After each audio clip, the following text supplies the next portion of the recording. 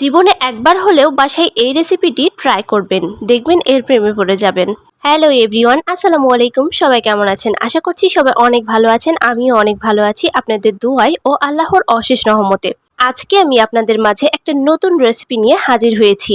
আজকে আমি চিচিঙ্গা ভাজি করব। চিচিঙ্গা বা দুধকুশি এক এক এলাকায় এক এক নামে পরিচিত, যে যেটা বলতে স্বাচ্ছন্দ্য বোধ করেন।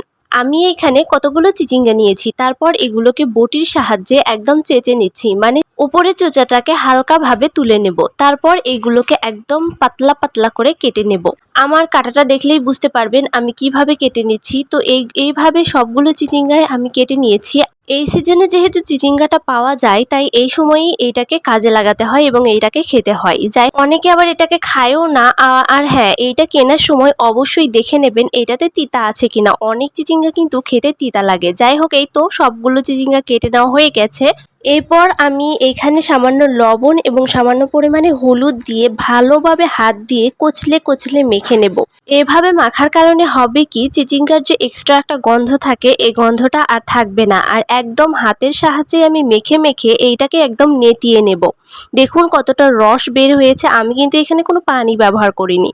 এরপর আমি রান্না করতে চলে এসেছি। একটা ফ্রাই প্যানে পেঁয়াজ কুচি এবং কাঁচামরিচ দিয়ে দিয়েছি। হালকা লালচে করে ভাজা হয়ে গেলে এর মধ্যে আমি কিছুটা জিরে ফোড়ন দিয়ে দেবো। আর আমি সব ভাজিতেই জিরা ফোড়ন খেতে পছন্দ করি। তারপর ওই চিচিঙ্গাগুলো দিয়ে দিব। আমি কিন্তু হলুদ লবণ দিয়ে মেখে ভালোভাবে ধুয়ে নিয়েছিলাম চিচিঙ্গাগুলো। এখানে লবণ আর হলুদ দিয়ে আবারও সেদ্ধ করতে দিলাম, মানে সেদ্ধ হওয়ার জন্য দিয়েছি আর কি। তারপর যখন পানি শুকিয়ে একদম সেদ্ধ হয়ে পানি শুকিয়ে তেল উঠে আসবে, তখন এর মধ্যে একটা ডিম ভেঙে দেব। চিচিঙ্গাগুলোকে একটা সাইডে রেখে একটা ডিম ভেঙে দিয়ে সামান্য লবণ দিয়ে ভুজিয়া করে নেব।